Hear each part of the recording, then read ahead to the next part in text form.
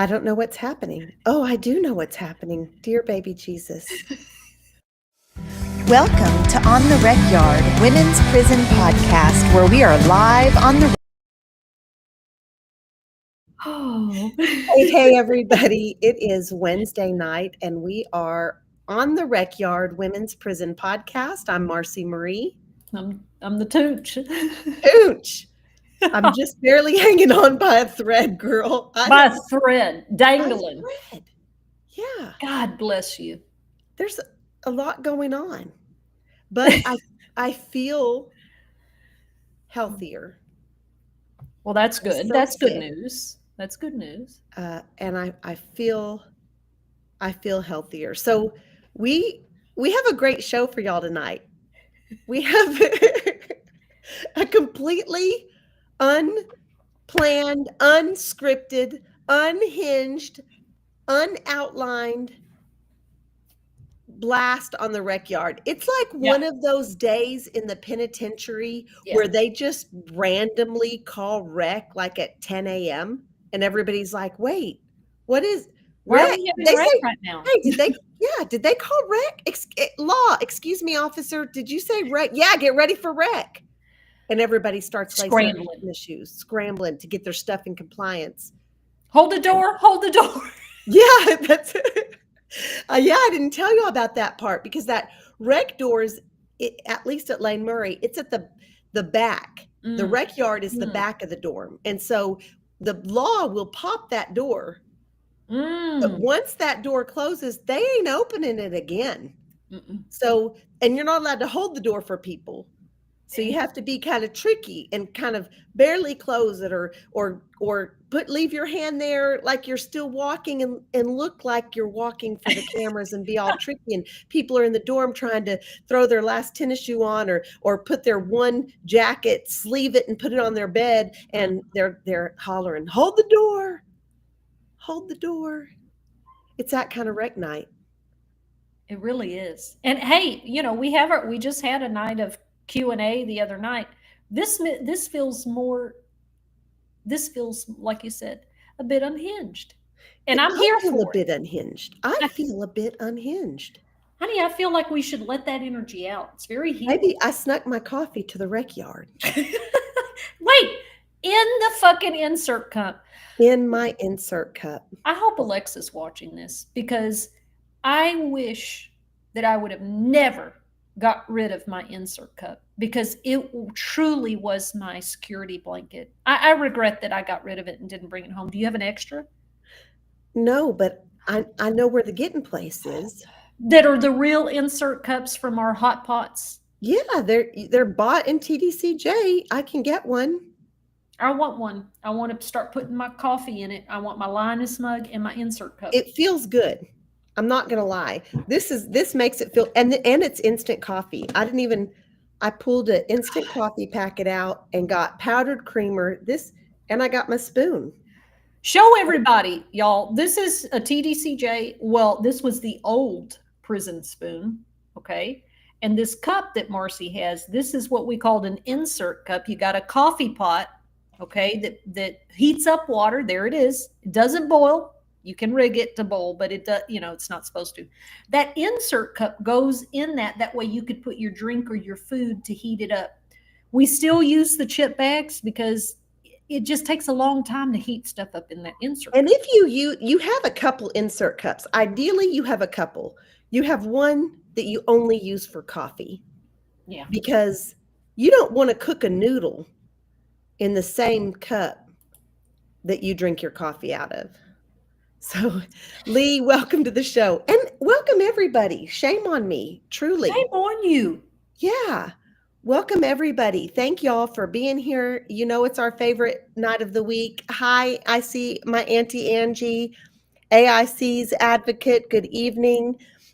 Y'all, thank you for liking the live. Thank you for sharing the live. Thank you for commenting. And Jerry, you are probably referring to That Was Weird as our introduction. And it's because I hit the wrong button. When we went live, instead of hitting the intro, I was messing with our background. So I apologize for that. I told y'all it was unhinged. tonight is. Yeah, Brandon's on. We appreciate you, Brandon. Thank you so much. Thank y'all for hitting the like button. Thank y'all for remembering to subscribe to our YouTube. We do have big things.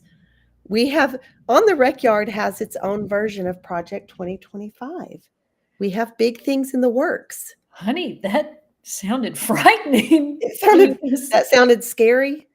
It's a more fun version. Jesus Christ. We have a 2025 plan.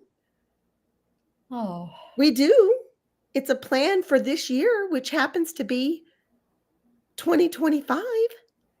Honey, it just sounded bad. Oh, It just sounded bad. Let me clarify something. yeah, do that. We in by no shape, form, or fashion have any relation to Project 2025. I'm dead. I'm so dead right now. The way that you're saying that. None. What No. Marci means is that we have a plan for 2025. It is in Regarding our podcast. In no relationship. We're leveling up. On the Recyard is leveling up. Jesus Christ. And everybody just jumped off the live all of a sudden. Like, whoa, what's happening in one here? breath. Honey, I dropped my mouse. Can you cover for me? That means you have to talk. Don't take a drink. Hey, I dropped my mouse. You have we'll to get the mouse. Get the mouse. I want to say that, Brandon, we should have Brandon on here sometime. Me and Brandon at a higher education conference set up for hours. Brandon, I don't remember if it was till 1 or 2 in the morning that we talked about. First of all, Brandon has studied philosophy. That's what I was going to minor in. And I love philosophy. We set up and talked about philosophy until 2 in the morning.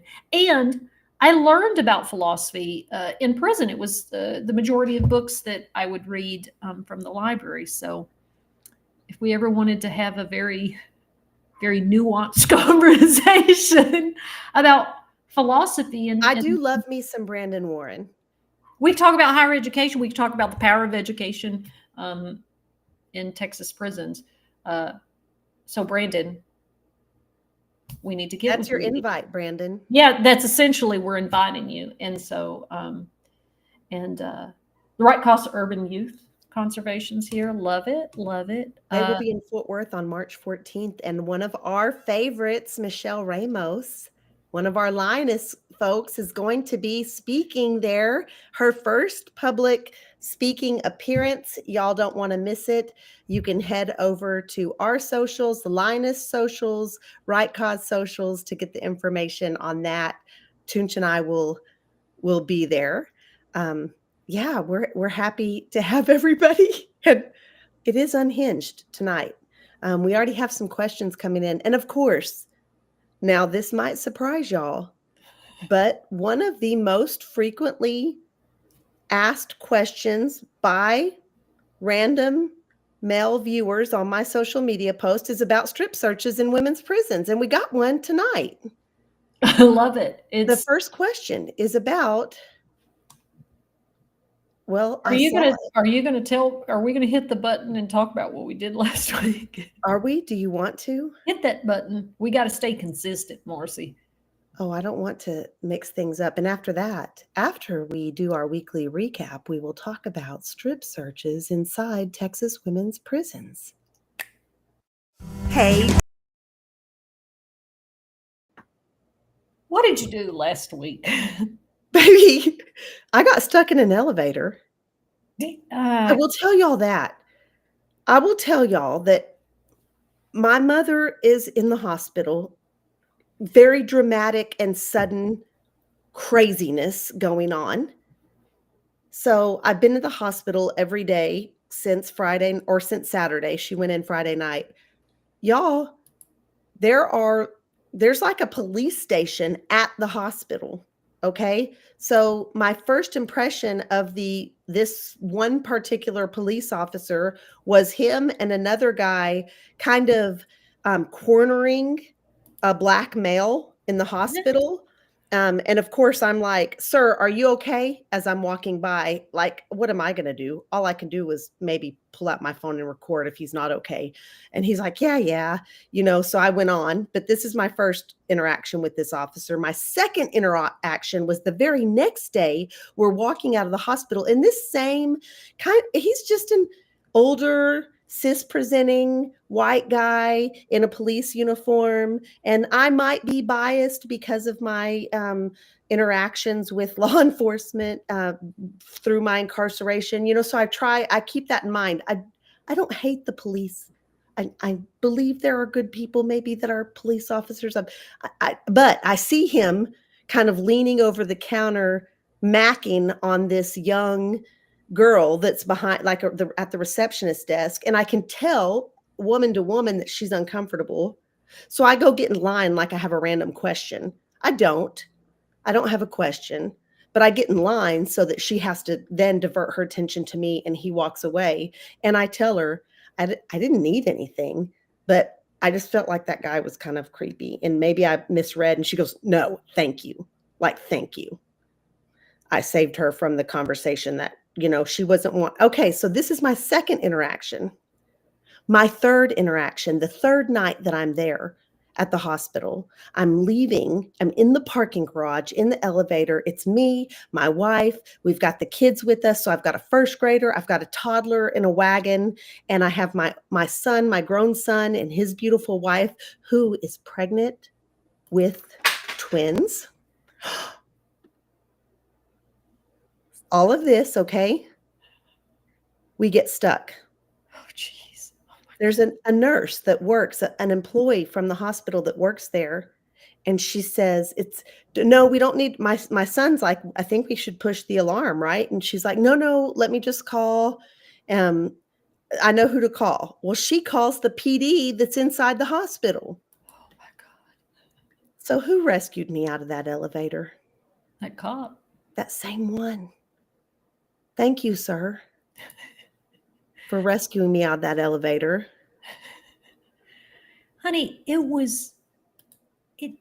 felt almost surreal. It felt, how is all of this happening to you in just one day? To go through all of this, with your mom and all the other stuff that you've been going through. I mean, we're just watching you right now struggle. We're watching you struggle in real time. This is wild. Look, I'm going to tell everybody what I told you. Now, we all have our different spiritual and faith beliefs, or maybe we don't have any. Whatever. I'm not here to judge, but in my spiritual beliefs, in my faith tradition, honey, when you got a whole bunch of stuff coming at you all the time like that, that means first of all, it's a sign. You're going to roll your eyes, but that means the devil is afoot. And so what that means is that there's all this negative energy and entity that is coming against you because of the power that you have in this world, right? So it's kind of almost like, I don't want to call it a test. It's not really a test. It's just evidence of how powerful your life is, that these forces come against you. So it is an indication that there is a blessing, as we say, around the corner, right? Like something just as powerfully good is about to happen, and something negative and dark is trying to prevent that. So I suggested maybe some energy cleanse. Hey, me and my daughter are on that. We're on it. Energy cleanse of the house, of the people. There's power in that, I believe that. So that's what I believe is happening. Now, that's what I believe is happening to the all. First night I went to the hospital, I took my grandmother, and I got back to the car. I left her at the entrance to the hospital so I could go get the car and bring it around so she didn't have to walk. And I get there and the keys are locked in the car.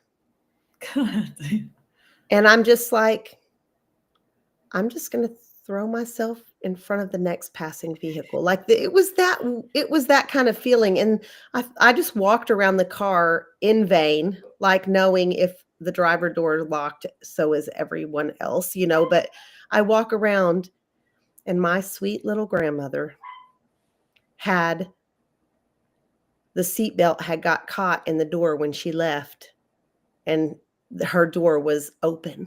See how it's how it works. She said, "See, I saved the day again." Anyways, also we did some great stuff. In the middle of all of that, we did storm the Capitol. We didn't storm the Capitol. God, you are really getting us targeted tonight with a lot of we didn't storm the language. Capitol. That's not what happened, but we did rally at the Capitol. And it was several different organizations with several, it wasn't just about criminal justice reform, but what we did learn is we all pretty much intersect, but it was for reproductive health rights. It was for immigration rights. It was for workers' rights. It was a plethora of organizations. We had a big turnout. We had a powerful, I feel like, press conference. And then we did these shared learning spaces. Our good friend, Donice Cherry, she talked about her experience being housed in solitary confinement. And the crowd that we were with was not used to hearing that. They didn't know. We were around activists who believe in human rights, who did not have a clue that people like Donice Cherry could do 7 years straight in solitary confinement. Yeah. They were shocked. Yeah. It was very powerful. Yeah. Well, and it was so incredible that we all, in all of our different areas that we work in, that, the attacks against our communities, it affects all of us, and it affects us all in different ways, and how all these things intersect. And it was just a powerful day. I was impressed that any event feels chaotic, I think, up until the moment it happens, but just well done by the main organizers and the press. Marci spoke at the press conference. Donice shared her story. Several of our community members were there, Destiny and Mandy was there doing some office visits too, but and Demetris. What a joy, just always. And I told Deja that day, I said, honey, this is what I enjoy.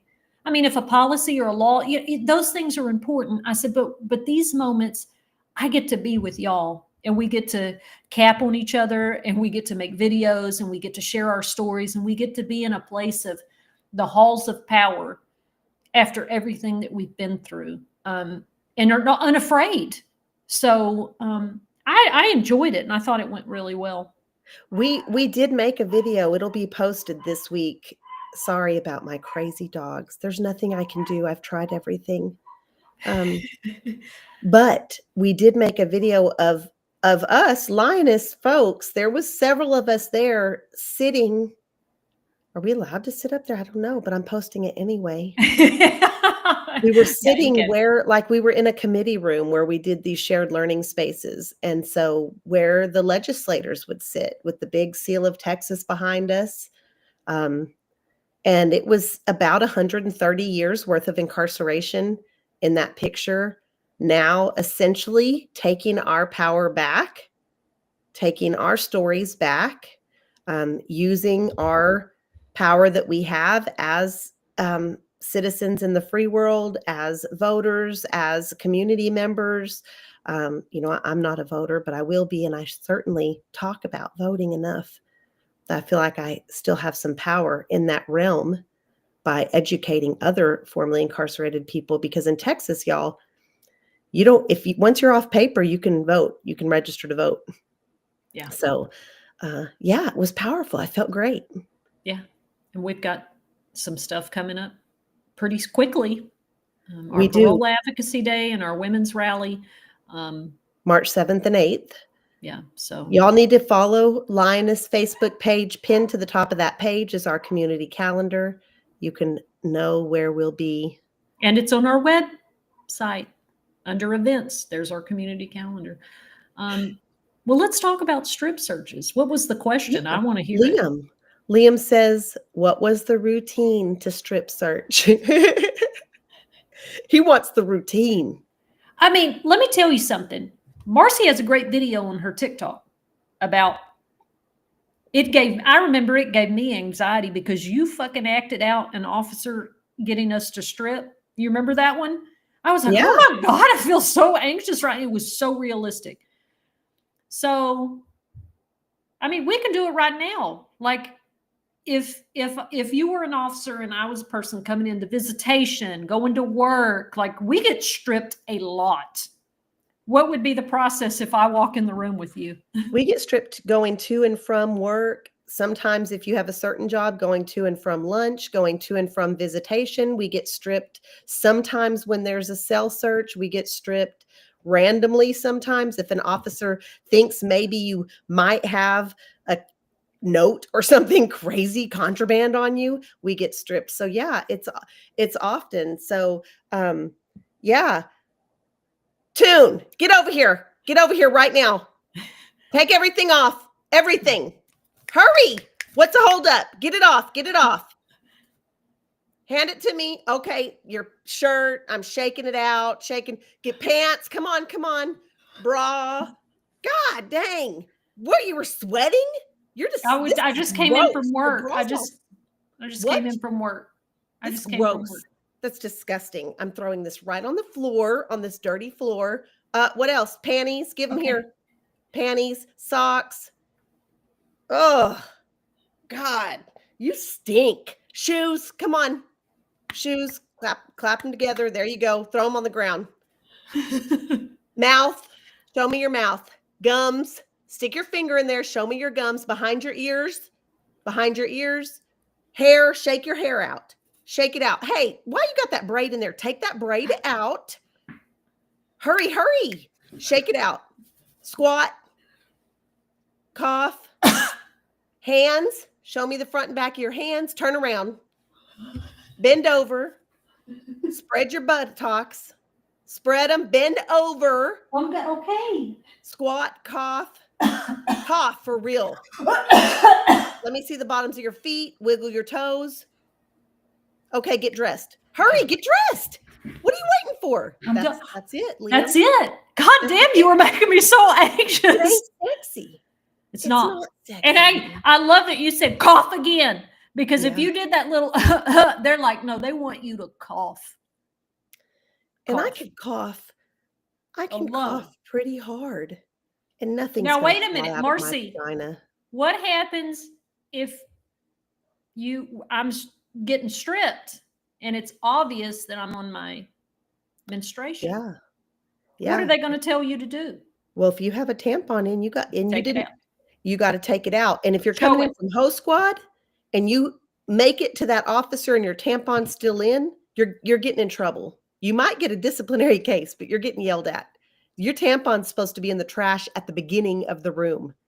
And you just bleed all over yourself on the way to And strip. it's like people don't really, I don't know if people really believe us when we talk about that you were literally dropping little, I can't even tell you how many times I saw droplets of blood in the visitation strip room or at the strip gate, especially at Lane Murray. Yeah. You know, because it's like, well, when we talk about this stuff, our experience at Mountain View, O'Daniel, was very different than getting strip searched at Hobby or Lane Murray. Because what you described is what I experienced when I visited Hobby one time for a conference when I was 17, 18 at Lane Murray, but getting stripped at Mountain View sometimes was like that, yes, but not as often. It was more regiment, more routine, more by the book kind of, which was very robotic, which there was some comfort in that, like, because I could handle an officer that was doing it by the book routine, who was kind of cold and a little mean, versus the kind of shit that I had to go through at Lane Murray to get strip searched, because it was a lot of what you described. Well, and that just speaks volumes to the reason that it's done that way. It has nothing to do with security. Right. An officer yelling at you, degrading you, telling you you smell, looking at you crazy, looking at your body parts crazy, sometimes turning to the officer next to them and commenting on your body parts. That has nothing to do with safety or security of the facility. That has to do with breaking people down and making them feel as they are nothing. That's what that has to do. It has to do with control and bulliness, frankly. It's bully. Now, not all officers did that at Lane Murray. We would get officers that would just be very professional. They would go through those same motions, but very quickly and very professionally, you know? But and then it was worse. Sometimes if you're at visitation, you would get little sly comments like, "I can't believe you make your kids come up here and see you." Or as you're getting ready to go see your kids who you might not have hugged in 3 months, they say things like what was said to me one time in this same scenario while my 4 and 5-year-old daughters are outside. "Your daughters deserve better than you." As I'm going out to visitation to see them. Yeah, Marci, exactly what you're describing. I wrote a piece. I would love if y'all Googled it. It's called Invisible Scars, Jennifer Toon, Texas Observer. And it describes one of those strip searching moments. Now, I did change the lady's name, but she was, it's seared into my memory. Just the level of humiliation, right? Like, and this is what we talked a lot about. It's like, I think when it comes to security, it's not like we don't understand that. It's the extra bullshit wrapped around it that's the problem. And to be shamed about your body, about your motherhood, that did happen. I remember during a lockdown one time after we had not bathed for several days and we were getting stripped by officers that normally did not work Mountain View. They worked at Hilltop and some other place, Crane. And they were just, the level of harassment that they were giving us while we were all getting strip searched after we had all of our property searched. I remember just in those moments, something in me would just click and I would just be like made of steel. Like, yes, ma'am. No, ma'am. Absolutely, ma'am. I will not give you my reaction. I'm stubborn like that. Now, I'm reactive, like, bitch, go, whatever. But when I truly felt degraded, there was something in me that just steeled myself. I will never, ever let you know that you're affecting me like this. I'm not going to give you what you want. We used to laugh. We would be 20 of us coming in from working the fields in August in 105-degree weather, hot, sweaty, covered in dirt. We had been outside without a bathroom. Lots of us had, it was really common to bleed on yourself at Ho Squad. That's just the life. That's what it is out there. And laughing and teasing with each other while we were in line. And even when I first got home, like the impact that this harmful practice had on me, it didn't even come to light. I had been home probably 6 months to a year. I was talking very casually about it to someone and watching their reaction and realizing that I had compartmentalized that in a way that I didn't even feel it. Like I didn't even, it was, and this was regular. This was every day, y'all. This was Monday through Friday going to work. Like it wasn't, oh, that happened when you first got there. The one that you first get there is even worse. But Lee's talking about, you have something else about strip searches, honey? I didn't mean to cut you off. Oh, no, I was just on the note of, you talking about compartmentalizing. And I guess that, that's also what I was doing in those moments. How, you do that in order to emotionally survive. And then when I've gotten out, right, like looking at all the ways that I still try to manage things out here through compartmentalizing. And I know recently I just even told you, like, Marci, if you want to talk about what's going on or about how you're feeling, you may process your feelings about it. Like you were like, I'm fine. Right? Because it's still really hard to like, I remember, and I don't think that my dad meant this to be bad, right? Because he too was, I think the traumas that he had in the military, but like I remember during my trial when he told me, stop crying. We don't have time for it. Put it away. Deal with it later. We have to handle this. And it was, that can be useful. But when you have to do that all the time, then that becomes your only way to deal with stuff. And then it's like, do I ever then get back to it and deal with it? Usually not, until it like bubbles up again and explodes. And so, when we talk about all these things that happen to us there, how does it affect us in our lives now? And it's those same patterns of trying to manage stress out here that are not always helpful. Yes, well, I don't want to think about that anymore. Right. And here's a great point. Marci's like, so we're done with that. And he's asking about air conditioning. Right, yeah. Let's have air conditioning in prison this summer. Lee, thank you for watching from YouTube. Basic human rights. What's the word on air conditioning, Toonch? Well, we still have, the judge has never said anything in our lawsuit, and hopefully will. Matter of fact, today we were at the House Appropriations hearing to give some comments about where do we think funding should go. We need temperature control in our Texas prisons until one day we don't have prisons.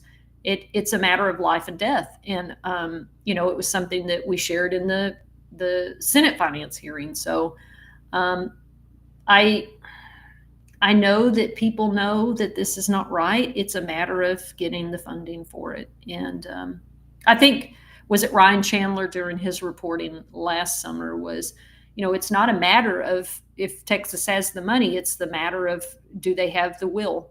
Do they have the political will to do what's right? And the lawsuit is still pending. It is. We still have a preliminary injunction that hasn't been ruled on. I speculate, pure speculation. I'm not a lawyer. My lawyers didn't tell me this. But I speculate that the judge is waiting to see if they're going to do the right thing this legislative session, before he rules. I don't know. No, we agree. We agree with you.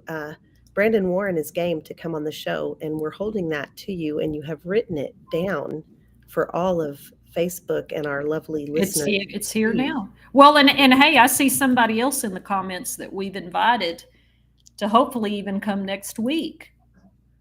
I'm looking because I know who you're talking about, but I don't see it. If you see it. Jorge.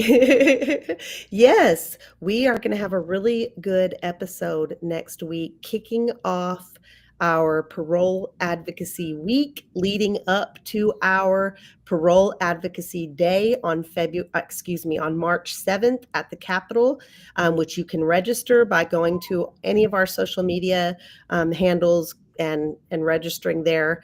One of the biggest signs of growth, Jorge says, who will old school parole packet genius.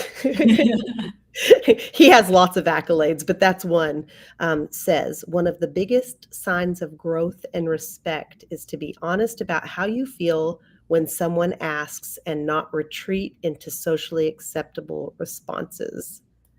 I got to tell you, I think Jorge makes a good point, and it's something that I think that we try to make this point with people is that, yes, I need to cope with things in a healthy way, but also I don't have to fit into a box, and I don't have to, by dominant culture standards or someone else's standards, you don't get to tell me how to express myself. So that it is both, I think, because, well, I shouldn't be pressured to tell people in ways that make them comfortable about how I feel, right? And also, maybe I shouldn't cuss people out, right? But so how do you figure out the balance there? Would love to discuss it more next week, Jorge. So You better be here. He'll be here. He committed, and he is a man of his word and a man of honor, and makes excellent pralines. Hey, Jorge, you He tell has, people about those pralines next and week. we will shamelessly promote your pralines on our episode next week. You all will learn where to order them from. Jerry's bringing up a good point on this same subject. Jerry, who did decades in prison, is now home with her family. My children don't like for me to tell people about prison, but I do it anyway. Yeah. Yeah, Jerry. I mean, I remember some of my other friends were, their families like, I wish that you would just move on, right? Like, I wish that we could put this behind us and move on. My parents have never, not wanted me to be friends with anybody. I was incarcerated. They understand how important my friends that are pretty much my chosen family are to me. They love that.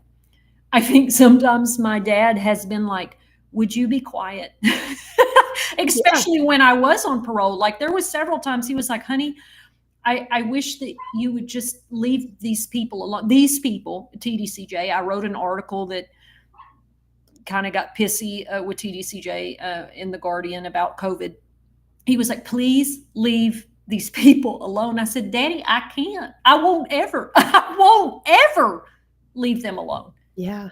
He was worried for you. And I think our families come from all different views of what we're doing. And some people might just the negative stigma surrounding it might be an issue, or some of them just want to pretend like it never happened, and I think some people getting out of prison, that's how they cope. I have very good friends that get out, change their name. They're friends with maybe 3 people they did time with, and that's just keeping up with them on Facebook. Their employers don't know they've been locked up. Their friendship circle out here doesn't know their past, and that's just how they deal. That's just not how we deal. That's not how you and I do things, Tooch. Yeah, no, for sure. And I remember when I first got home, God bless Lindsay. I hope you watch this because you get mentioned more than any of my other ex-girlfriends.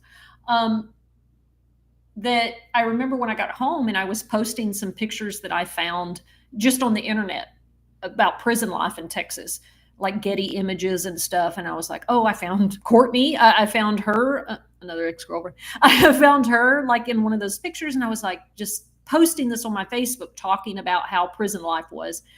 And she called me. She said, honey, I'm real concerned. I don't think you should do that because people can be cruel. They can be nasty. They can be mean. And I said, I don't care. Right? Like, so for her, it was about maybe not highlighting that part of her life because it felt scary and it felt like she'd had some bad experiences. And I can't not. She's right. People are mean and nasty. We get yeah, them that's right. every day, every single day. But guess what? A lot more people are wanting to learn more about the system, wanting to learn about things that need to be changed, wanting to mobilize and make efforts and join the movement in changing things. And so that's who we're here for. We're here for our community like you all, and we put up with all the negativity to get to this. We have AIC's advocate who he did time in another state, and he advocates for people in Oregon. Department of Corrections. Does TDCJ use tablets for phone calls? If so, what are the pros and cons? Honey, yes. Serena just called me. Well, that's why I went on mute. I was like, girl, leave me alone. You know, it's podcast night. She was like, I'll call you later. And she calls me directly from her tablet in her cubicle. Now, sometimes when her tablet's fucking up, she'll go use the Securus phone in the day room. That's how we had access to phone calls. But yeah, they can call straight from their tablets now. Pros, you can call from your cell or cubicle. You don't have to wait in line for phone. Cons, half the time my brother-in-law, when he calls from his tablet, I cannot hear him. It's not the best connection.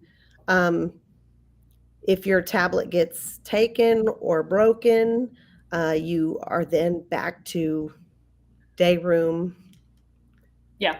Well, in those headphones, a lot of the times, yeah, I'm glad you mentioned the quality because I'm like, Serena, I can't hear a word. It sounds like you're underwater. She's like, it's these fucking headphones. They're pieces of shit. And I'm like, well, honey, I can't hear you.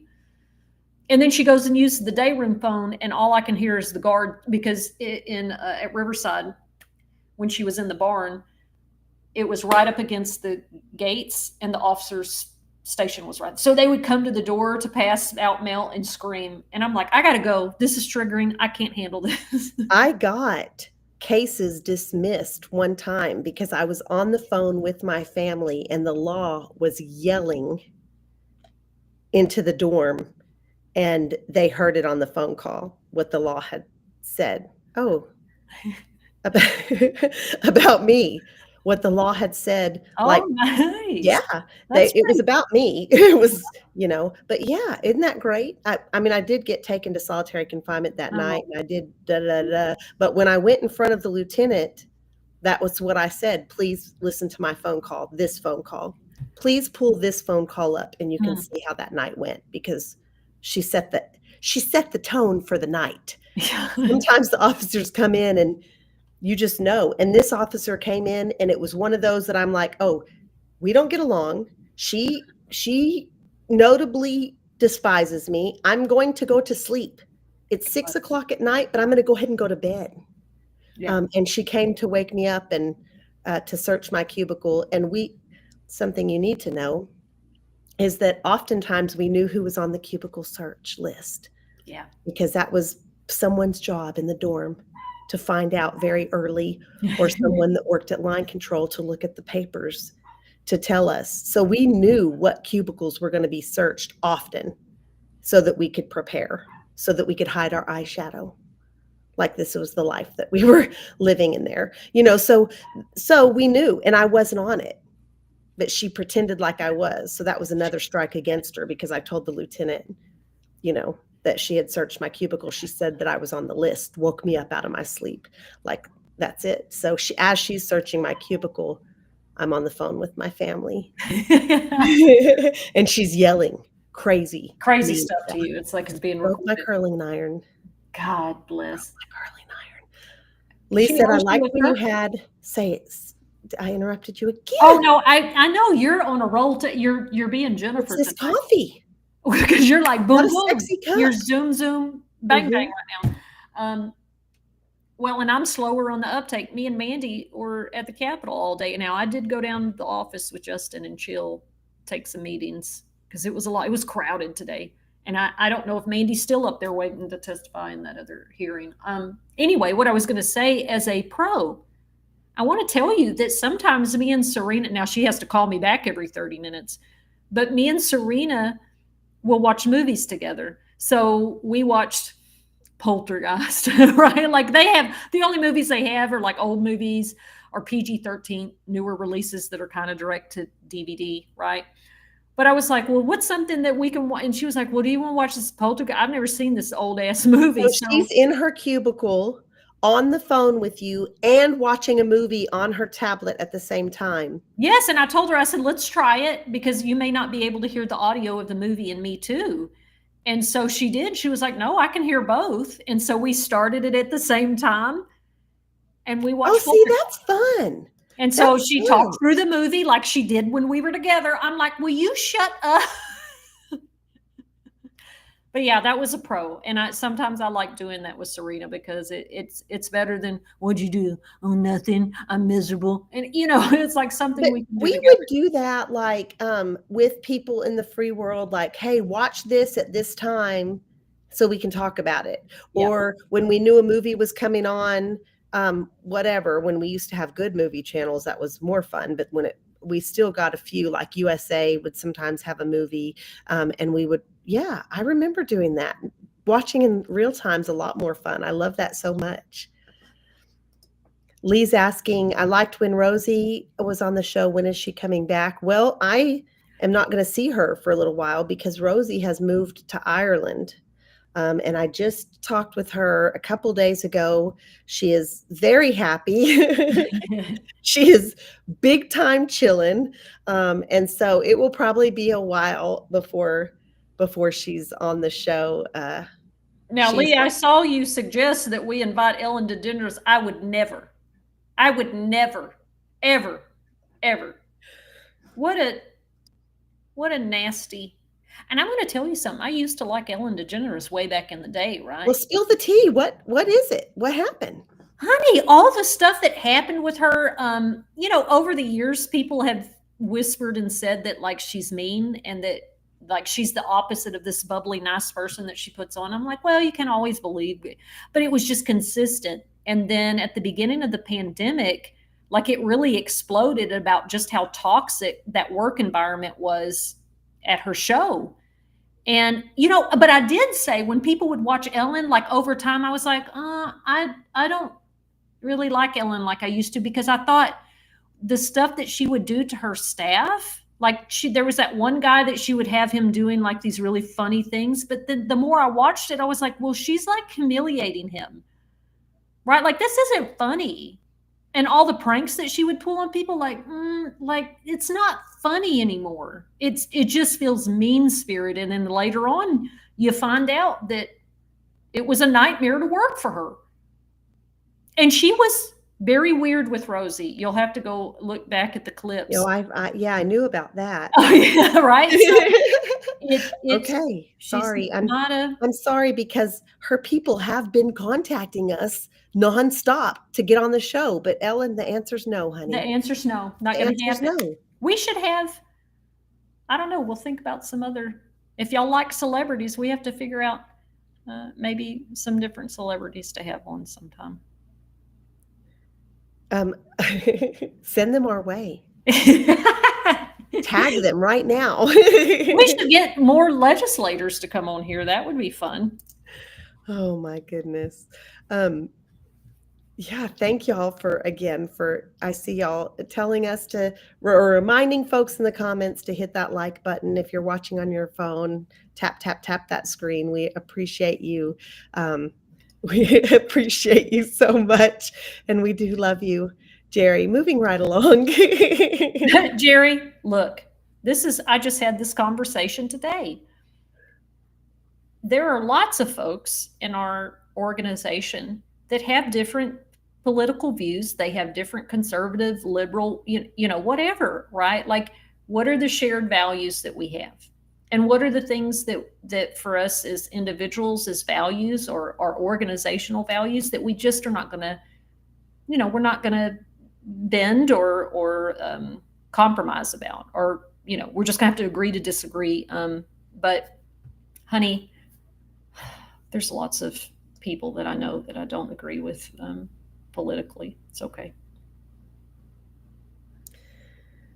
Kim's watching from YouTube, and I think talking about just the basic inhumane conditions, but probably the climate control inside Texas prisons.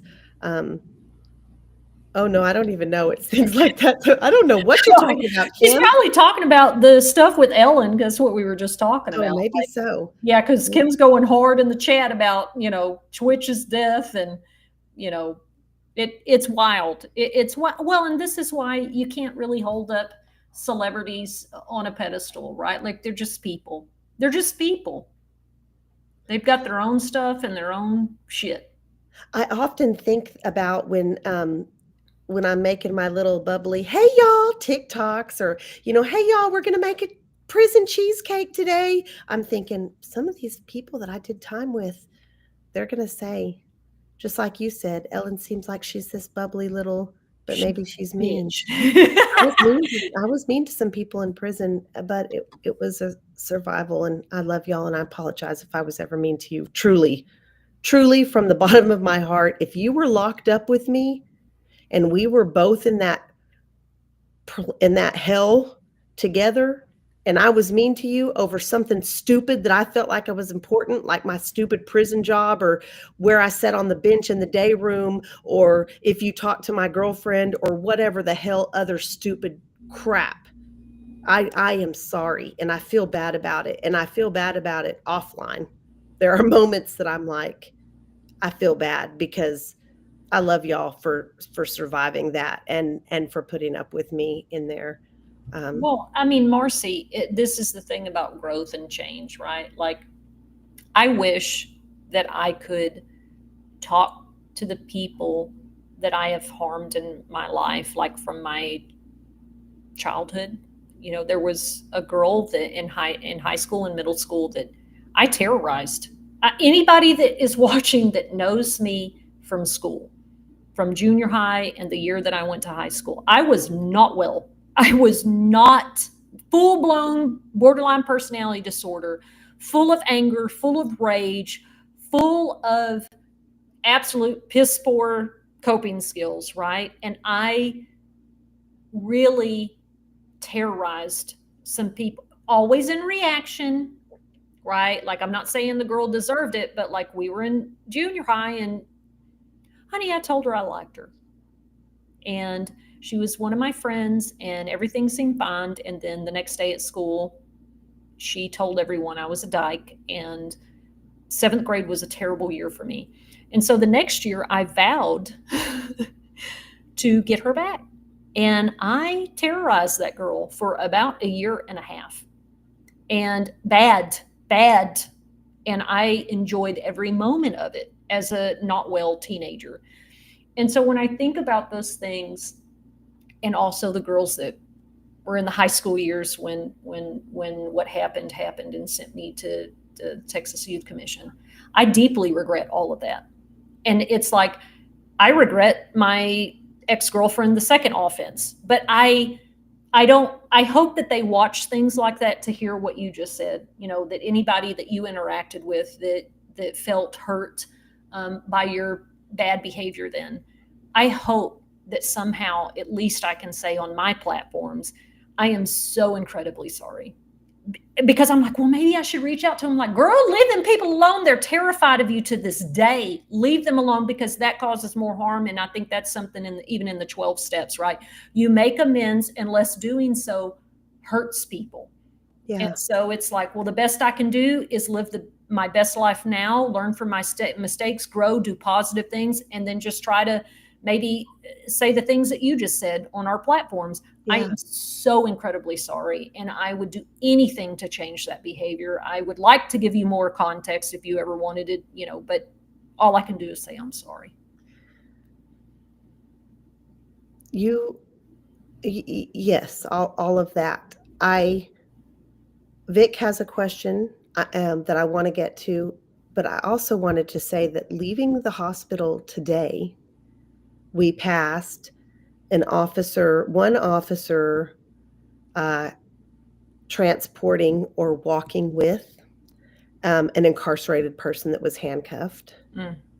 And so that first one, and I caught myself doing that, like looking, because I was double checking that he was handcuffed. Tarrant County wears like these green, it looks like it could not be prison clothes almost, it's not like bright orange or black and white stripes. And so I did that double take, and then I felt bad, like making him feel like I was really looking, because I wanted to see, but not because I wanted to gawk, but because I wanted him to see that I see him as a person, this. Yeah. And then coming in, like, just as I'm kind of getting over the suddenness of that, there are two now, obviously somebody that's incarcerated for a bigger crime is being escorted now by two officers in body suits, and I am able to make eye contact with this man, and I've been trying to think of something really quick to say to let him know, like,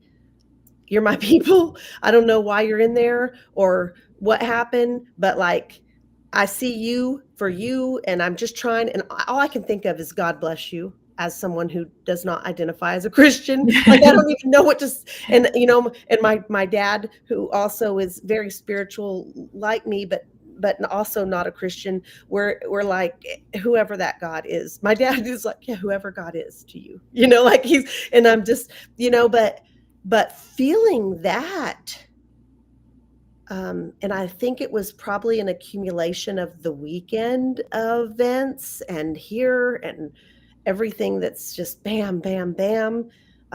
But my dad grabbed my hand and held my hand, like he felt it. My dad and brother were there, just this energy of, I don't know. PTSD moment. I don't know. I don't know. So that happened. So that officer that was escorting that second gentleman said, "Yes, thank you, ma'am. Thank you." When I said, "God bless you," and God bless him too, especially if he's one of the good ones, But sir, I was not talking to you. I was not looking at you. That was not directed to you. We only have about 4.5 more minutes. Do the officers have to take a psychological test before becoming a CO? No. No, the qualifications are very pretty base level standard, like GED. And there's nothing wrong with the GED only. I'm not saying that, but like the barriers are pretty low, right? Like it's an entry level position. Yeah. And it's the higher you go up, like maybe more formal education, but a lot of people in higher ups really just started actually as CEOs, as COs, as correctional officers. So they didn't even need the higher education. They just needed the years in the agency. I know none of them have, I don't know any of them that have had to take any type of psychological exam. They should take a trauma-informed class, and there's a lot of things that would make it better in there for everyone, including their coworkers. Lori, thank you for watching from YouTube, says, is MI Michigan? There's a lot of M states, honey. I don't even know. Michigan. I think it is. I could be wrong. Is it Minnesota? I think Minnesota is. No, Minnesota's MN. Michigan is trying to get changes made as of now. The officers wear their body cams turned on during strip searches. That's wild. We don't even have body cams. Mixed feelings about this because I would love for the audio, truly. I just feel like if some of that audio that happened in those spaces got exposed, to whom probably it would just disappear, but I feel like I would love for some of that audio to be played on tonight's 10 o'clock news, quite frankly. I mean, it's appalling what some of these laws say, but I'll tell you this, there's a camera. If you get in a physical altercation or get hurt in some way, you have to strip and get lots of pictures taken of you very naked. And it's on a camera that stays at line control. And that camera gets passed around the whole unit to officer to officer to officer for whatever event. And I have been numerous times in numerous different places, medical, the chapel, in a dorm, and watched officers together looking at all of those pictures, just going through pictures that have nothing to do with them, that have nothing to do, and talking about bodies and talking about, I mean, So of course we don't want that videoed. I mean, of course we don't want a strip search video. I can only imagine what would be happening with that footage. Christy, thank you for watching from YouTube, sending big love. Do we have any more questions on here that we can fit in this last couple minutes? I don't see any more. I don't see anyone. Yeah. Lori, we do our best to be professional. Now, doesn't always happen. But our best is all we can do. But professional by whose standards? Like, who came up with professional? Like, thank you. Right. So, like, well, I think we're doing a pretty our professional type of job. Yeah, I think so too. And I think that, like I said, we have a plan, not a project, not to be mistaken with a project, but we do have a plan for 2025. Honey, I really thought you said Project 2025. I said, oh my God. I did. Oh my God. I said, On the Rec Yard has a project for, I feel like it's a project. We're getting new video. We're getting new in, out. We're getting new music. We're leveling up. It's a project. It just came out. I don't know, because I'm tired. I was like, what the fuck? Why would you say something like that? Honey, it's the coffee. Look at the bags in her eyes. The cat's been keeping me up for 2 or 3 days. I don't know what's wrong with her. I don't know why she's crying at 4 in the morning. She wants me to get up and feed her earlier and earlier, and I'm not going to do it. Honey, take care. You have one responsibility. I barely feed myself. It's one cat. I know. She's a I have queen. 5 dogs, a grandmother. I'm trying to see if y'all can see her because Spider. folks don't get to really see her very much. Y'all see her? Taylor! Look at that queen. Honey, I love you. on that jazzy couch. Jorge, we really look forward to seeing you. We're at our hour, but next week we are going to be talking about parole, and we are going to have someone with lots of knowledge about parole. We are kicking off Parole Advocacy Week here in Texas because Parole Advocacy Day is at the Capitol on March 7th. Stay the night in Austin and come to the rally the next day. Our Her Voice, Her Justice, incarcerated and formerly incarcerated women speak out at the Capitol rally on March 8th. What else do we have, Lord? March 14th in Fort Worth. Yes. Heather, we love you. I agree with you about we shouldn't necessarily temper our feelings in order to make someone else feel comfortable. I've experienced that with my grieving over the death of my son, and I share what's going on with me when it happens because I think it's the only way. Let's see. Yeah. The only way she's going to survive in a healthy way. Yeah. Heather is our very good friend, Linus member and supporter. She did lose her son in the Texas Department of Criminal Justice this year, and we appreciate your vulnerability and your final thoughts on sharing what we're going through. And it's okay to handle things the way that you need to handle them, kind of regardless of what if other people think you should be quiet or speak up, or it's what's good for you and what's healthy for you, and what's healthy for you might not be healthy for the next person. So thank you for that, Heather. We will be here Wednesday night, 1 week from tonight. Jorge will be with us. We'll be talking about parole, and it'll be live 7 o'clock. Thank you for liking the live. Thank you for sharing the live. Thank you for being our community when we need to chill at rec.